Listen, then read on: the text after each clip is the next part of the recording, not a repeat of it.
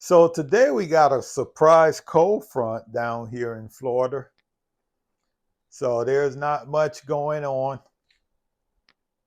I went down to the Delray yard the other day and boy, they are healthy down there.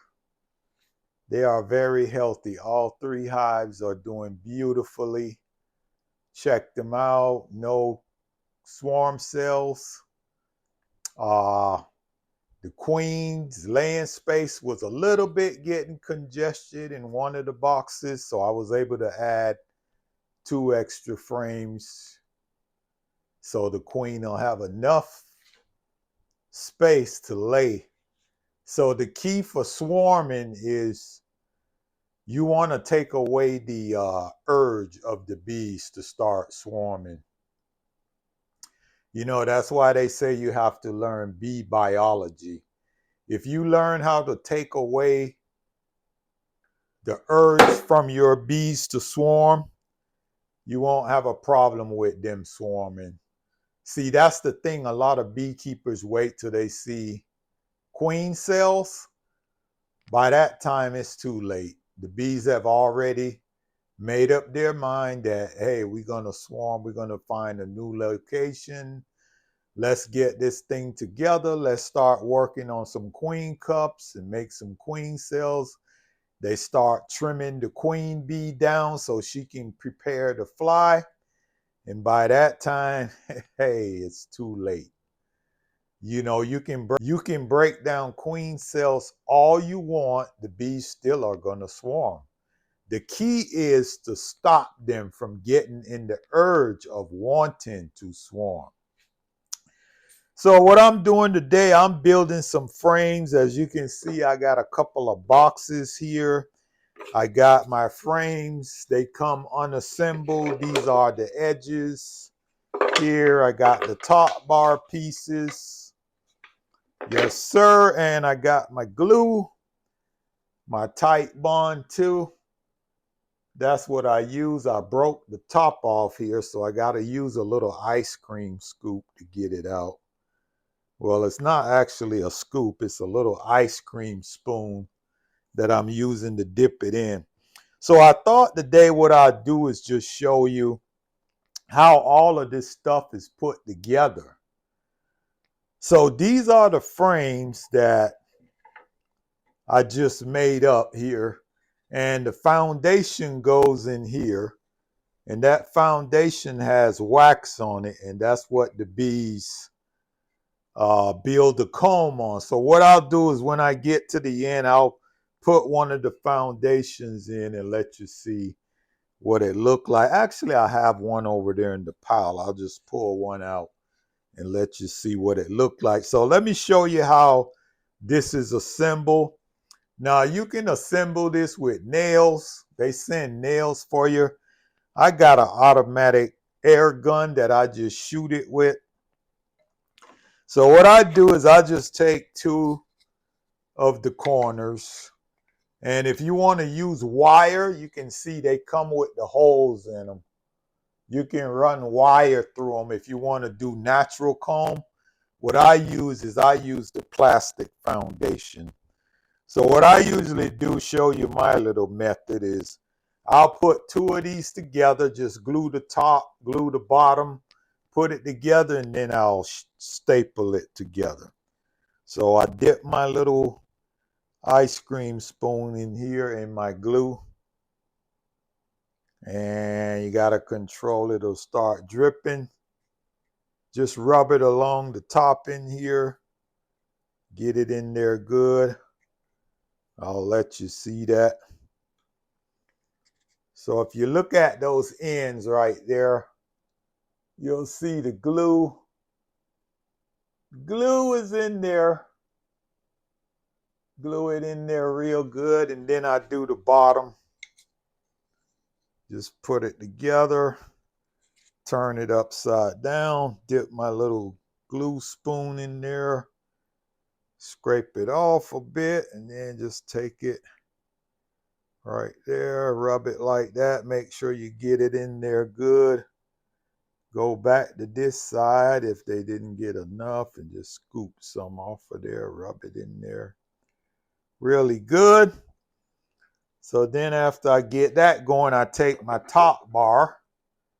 This is the top bar piece, and that's the part where the foundation go in. So we just take this, I shift one end up high like that, and then I just crack it in there. It'll fit right in there like that. And then you just take the other end, flip it around, get it in there nice and snug, and let it work its way in there. I tell you, when they make these on the machines, man, they're pretty good. So once I get it like that, I just lay it on top of here. And then I take my bottom bar, the bottom piece, and we'll get that in there. Just hold it real good. Just press it in there real good. Get that glue on it. Then just press the other end here. They're all cut out to fit. So then what I do is I turn it over, just give it a bang.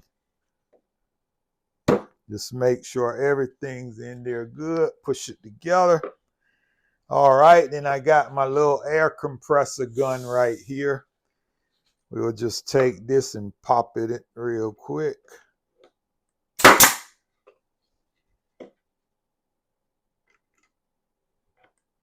All right, then you flip it over and do the other side.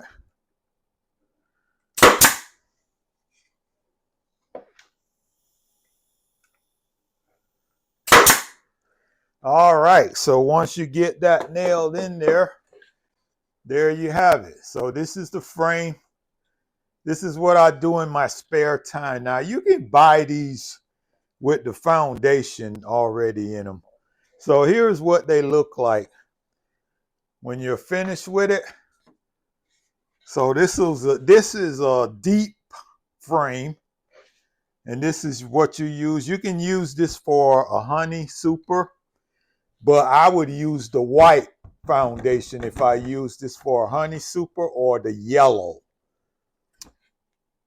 The simple reason we use the black is so you can see the eggs in there. Once the bees build out the comb, that egg is white and the foundation is black. That way you can see the eggs in the comb much better. And then for honey, you would use a white foundation or a yellow foundation. So this is what it looks like, and you want to put some extra wax on here. You can buy this foundation with like a triple wax, a double wax, or just a thin layer of wax. What happens is when you put these in there at the beginning into your box, if you have enough wax on here, the bees will build this out really fast. But if you don't have enough, sometimes it takes them a while. They'll start building wonky comb on it. But if you wax this really good, man, I tell you, they'll have this drawn out in no time. And what I usually do is I'll put numbers on these, and I'll put like the year when I get ready to put them in my brood boxes. That way I can keep track, because every 5 years you want to rotate your frames out. You don't want to keep using the same frames all the time. And that's just for the health of your colony, because sometimes the bees will go out and get into pesticides that you don't know about. And what'll happen, it'll stay in the comb on the frame. And you'll never notice it, but it'll slow down your queen. It'll slow down your honey production. And you'll have sick bees, and it just messes with the health of the bees. So it's good to just rotate your foundation in and out every 5 years. So this is a brood frame right here, and this is how I put them together. And I'll just show you the boxes. I'm working on the boxes here. I still got a lot of painting. Here's a brand new box. You can't see it, but I'll let you see it here. I just did all of these. I put all of these frames together, And this is how I store them. I put the frames in there. There's no foundation. I have 2 more empties here on the box. And then when I'm finished with them, then they go to the paint. They get painted, and then I stack them up. And as I need them, I'll pull them out and put them in the bee yard. So you always want to have extra equipment, because you never know when you want to do a demare or the demarre method to control swarming. There's a lot of things you can do to control swarming, and that's why I bought these. Last year I did the demare method split, and I got some extra honey. So this year I'm just going to try the single brood box with the supers on it.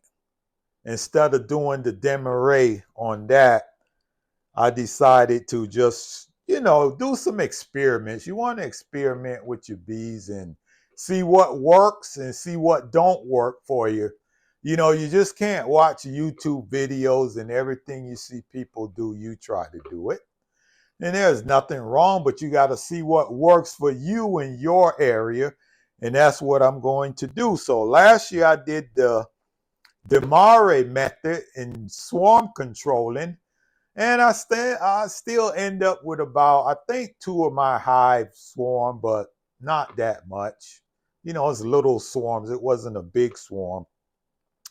So this year I just want to do the single brood and stack about no more than 2 supers. I see some guys with 4 or 5 honey supers on.